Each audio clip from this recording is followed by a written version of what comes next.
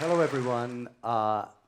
First of all, before I start talking to you about what I'm going to be talking to you about today, I want to apologize to all of you. As I've lived and worked in China for the last 16 years, and I'm so sorry that I'm too old and stupid to learn your beautiful language. So please forgive me. I do think it's beautiful, I just can't say it right. I know a lot of Chinese words, but if I say them, you wouldn't understand them.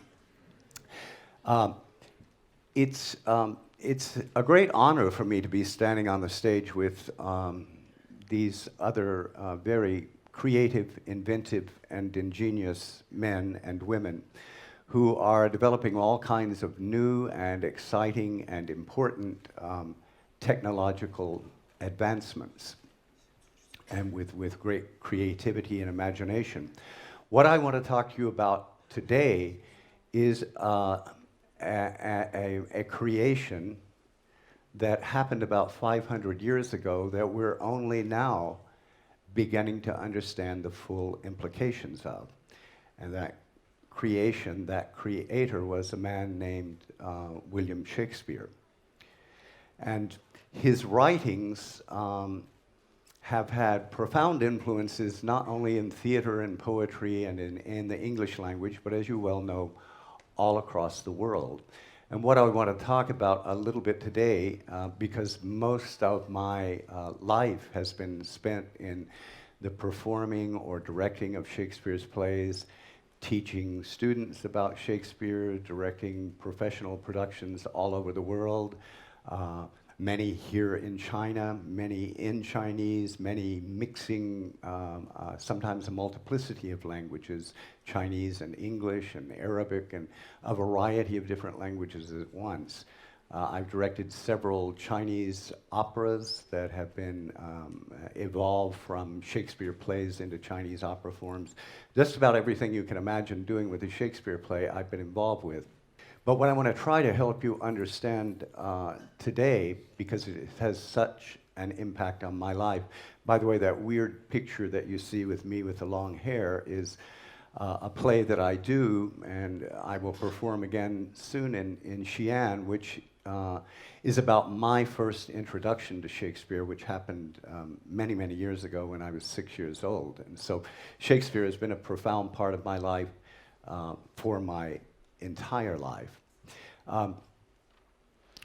One of the things that I want to try to help you to understand is why Shakespeare, having done his work 500 years ago in a culture that is completely different than the culture that any of us experience, including the people who live in England, where he was born and worked 500 years ago, why he's still relevant to us, why he's important to us, and why this innovative work that he did remains as innovative today as it was 500 years ago when he began his work.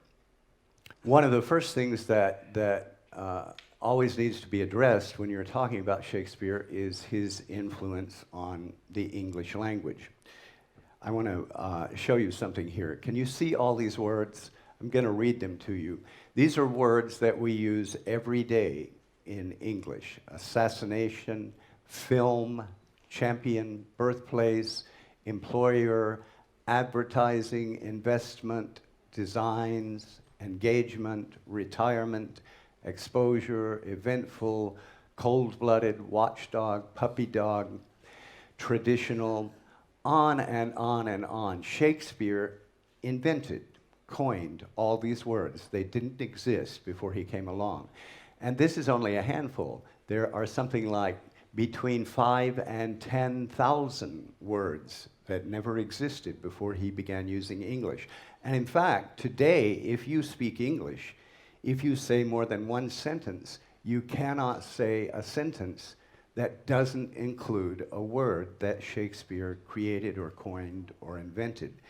So his effect just on how we speak English today is a very profound one.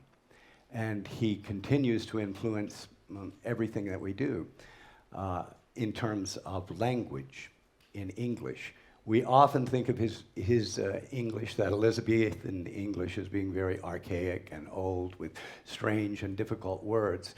But actually, a huge portion of the number of words we speak in English today were invented by him and didn't exist before he started writing, which is a profound part of his creative genius, but not really what I want to talk about today.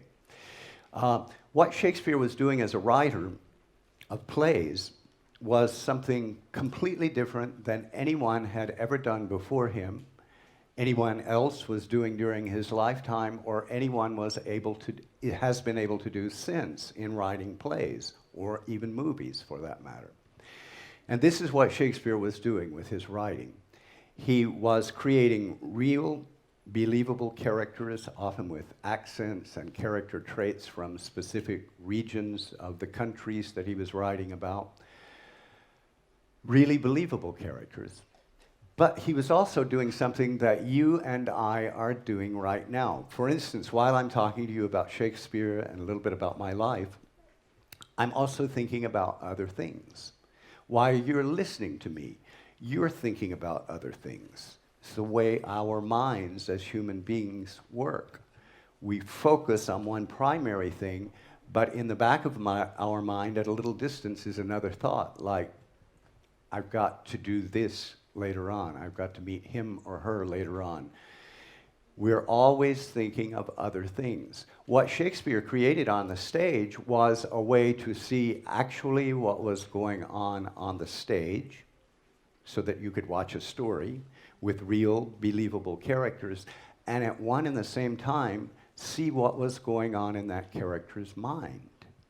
So that not only are you watching the story when you watch a Shakespeare play, but you're also watching what the characters are thinking, the other things that they're thinking, the way that our human mind works. And then the other element that's not often talked about in Shakespeare's writing, but is perhaps the most important, is that he uses the English language in such a way that it connects with us on an even deeper level, on what one might call a spiritual level. We began to feel things, and this is true even if you don't speak English and you watch a really wonderful English language production of Shakespeare. You can find yourself being moved to tears, moved to laughter, without even understanding what's going on, because of the genius of what he was doing with language, and what he was doing specifically with the sounds of the English language. I'm going to ask you today to experiment with me, because as they probably told you at the beginning, I'm an actor. And so I do a lot of work with language, and I've worked on every one of Shakespeare's plays, and I've had the privilege of playing all these major Shakespearean characters. And I want to share with you, I want you in the audience to begin to experience what I experience as an actor every time I work on a Shakespeare character. And in order to do that, we're going to take a very brief look at the English language. Now, English, when you think about some questions that I'm going to ask you, please keep your thoughts simple, because I'm a pretty simple-minded guy. But what I'm about to tell you is true, but it's simple. English, the English language, is made up of only two elements, just two. And you probably, those of you who speak English, know what those elements are. You can think about it for a moment. They're vowels and consonants, whether you're speaking English or writing English. That's all there is, vowels and consonants. If you look at the bottom of the page, you see the 5 primary vowels, A, E, I, O, U. What I'd like everyone in the audience with me who can understand those, say them with me once. A, E, I, O, U. Say them. A, E, I, O, U. One more time. They're so beautiful. A, E, I, O, U. Now, if you look at me, you see that I close my eyes when I'm saying them. I'd like you to close your eyes and say them with me as loudly as you can one more time. A, E, I, O, U. Now, it's 5 primary vowel sounds. There are 8 other vowel sounds which are mixing these vowels together. So there's only 13 sounds in English. Think for a minute, what are those? You know, there's a long time, historians tell us when human beings, what we all are, did not speak to each other in any language. And over a period of time, language evolved in order to communicate. And primarily, when you think about it, it evolved in order to communicate emotions. I love you. I hate you. I'm afraid. All these emotions that are common to all of us across all societal, linguistic, and cultural barriers, the things that we all experience as human beings. English vowel sounds, which linguists tell us evolved first, are human emotions trying to express themselves. That's what A, E, I, O, U, and the 8 other sounds are. They're feelings. If you don't believe me, think about this. In Beijing, in Shanghai, in Africa, in America, in England, in Brazil, in Spain, in Greece, there's a group of people all over the world who speak nothing but English vowel sounds. And you know some of them here in China who do that. Babies all over the world, before they learn to speak their respective languages, when they're trying to communicate you from the crib and tell you how they're feeling, they make these noises. Hey, oh. And when babies want to be fed or have their diaper changed, they scream and cry. But when they're trying to tell you what they're feeling, they make these noises. The noises of English vowel sounds. I know, I had a baby and watched her do that for many years before she started speaking. So think about that for a moment. Vowel sounds in English are human emotion trying to express itself. Then the other element is consonants. You know what they are. T, B, Z, V, F. If you know English, you know these sounds. And there are 24, primarily 24 of those.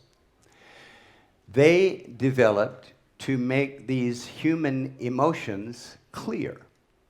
Because before these sounds evolved, all you had was just a noise of emotion, but there was no way to make the feeling clear. So all English operates on this principle, the feeling, the vowel sounds, framed by these consonant sounds to make the feeling clear. I'm going to show you some really quick examples of this. Look at this word, wow. Say that word aloud with me, wow. One more time, wow. Look at how it's made. It's a feeling, the O in the center and a W, 2 consonants on either side. One word. So you got a feeling in the middle and 2 consonants framing it to make it clear. Wow. Now look at this word. War. War. War. It's made the same way. It's one small word with a vowel in the center, a feeling, and 2 consonants framing it, a W and an R. Say this word aloud with me, war. Now let's say the 2 words together, wow. War. Now I'm going to ask you to close your eyes and do that one more time. Wow. War. One more time. Wow. War. Do you feel what happens to you just by saying those words? You have a little bit of an emotional change just by saying the words. Wow is a word that is exciting, and it means what it is. It energizes us. And war is darker. It's a sad word. Let's look at just one more word. to finish this example. This word is pronounced woe, and it's a perfectly legitimate word in English today. In Shakespearean English, he uses it all the time. You may still use it, but about 80 years ago, we started using a different word most of the time, sadness. That's what woe means. But look how woe is made. It has a consonant at the beginning, a vowel sound, the O and the E together creating the O sound, but it has no end. Think about this for a moment. When you have an experience of sadness, and I don't mean just something that makes you uncomfortable, but someone you love dies, you lose something that is terribly important to you, and you feel sadness. One of the things that it feels like is that it will never, never end. In your mind, intellectually, you know that it will end. You see other people get through the same experience, and they go on with their lives, but it feels like it will never end. Look at how this word is made. It doesn't have an end. Woe. I'm so sad forever. All words in English, to a greater or lesser extent, operate on this principle. Feelings, vowels, framed by consonants to make those feelings clear. All men and women who write plays in English use this principle, either intuitively or they study it to use it. No one before him, during his lifetime, or since his lifetime, has used these principles in the way that Shakespeare did. He creates sounds, not only the meanings of words, not just the ideas and the philosophies and the thoughts that are pertinent to us today. There's still the ideas in his plays, but these sounds.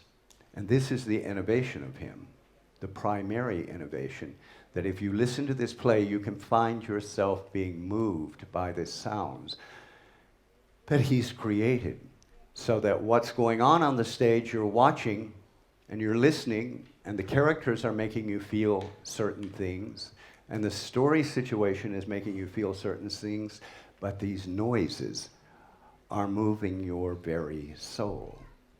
And this is what he did. And he did it in this magical way that, as I said, no one else has even come close to. And we are only now, as actors and directors and theater artists, beginning to understand the full implication of this magical way that he used language. One of the things that you need to remember about Shakespeare when he wrote, the theaters were so different than the theater that we're in today when we're doing this. Most theaters are now very much like this. Up on a stage with lights, and the audience sits out here. It's quiet. You go out. In Shakespeare's day, it was nothing like that. It was outdoors. There were no lights. And people stood in the front talking, drinking beer, eating peanuts. The street noises were going on. It was in London, so it was really busy with lots of horses and buggies and people yelling. In one of the theaters that Shakespeare performed in, the Globe, on that side of the Globe was a brothel, a whorehouse, with all that noise going on. Over on the other side of the theater was a bear baiting contest where people were sticking live bears with sticks and making them scream and being chased. People were down here talking. There were no lights. There was no set. There were no costumes like we know now. There was only language to make the audience pay attention, to make them understand. So he had to create ways to get your attention and to make you listen. And he did this through the use of language. And I want you, just in a very rudimentary way, began to try to experience this. We're going to look at a bit of language now from one of Shakespeare's most famous plays, King Lear. And you're all going to perform this with me very quickly. We're going to rehearse it very quickly, and then you're going to perform it. This is a part, King Lear If you don't know the story, he's a king and he decides to retire and he's going to give his kingdom to his 3 daughters. 2 of his daughters are really wicked, and they drive King Lear to madness so that they can control all of his kingdom. And this is a scene, a very famous scene in King Lear, where Lear is out in a thunderstorm. Now remember, in Shakespeare's day, there are no special effects. There's no way to create a thunderstorm on stage. So he had to do it with language. But also, King Lear is going through a thunderstorm in his interior life. So his soul is in a storm as well as his exterior storm. So Shakespeare uses this language to create both the storm that you're listening to and imagining it on stage, and also the storm inside this man's soul. And he does it with the use of vowels and consonants. So we're going to try this together. I want you to say with me this first word, blow, which means the wind is blowing, only you have to connect with the vowels so that it sounds like blow. Would you try that with me? Blow. Now, please give yourself to this because you began to have some kind of strange, wonderful experience yourself. Don't be afraid of this language. Don't worry about being embarrassed. Just try to say these words with me. Blow winds. Zzz. The end of winds is zzz, which makes this noise of a storm. Zzz. Winds and crack.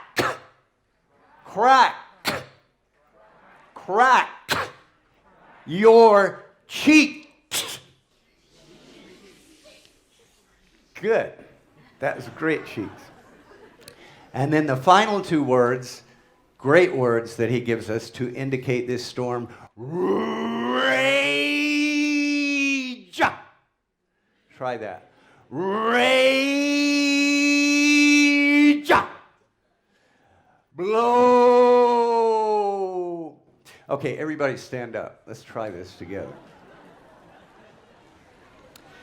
You probably didn't realize when you came here today that you're going to be performing King Lear, but all of you are about to become King Lear with me. So try to begin to feel what our greatest writer of all times in English was doing, this kind of magic that he was creating for all of us. So let's try this together. I'll guide you. I'll say it first, and then you say it with me. So let's take the first word. We're creating a storm that the audience can see in their minds, and also representing this internal storm. So let's try the first word. Blow. One more time. Blow winds and crack your cheeks. Rage. Let's do that one more time. I love that one. Rage. Blow.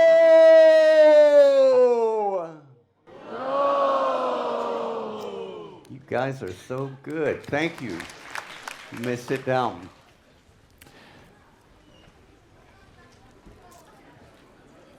What I hope you begin to understand is that really what I'm saying to you is absolutely true.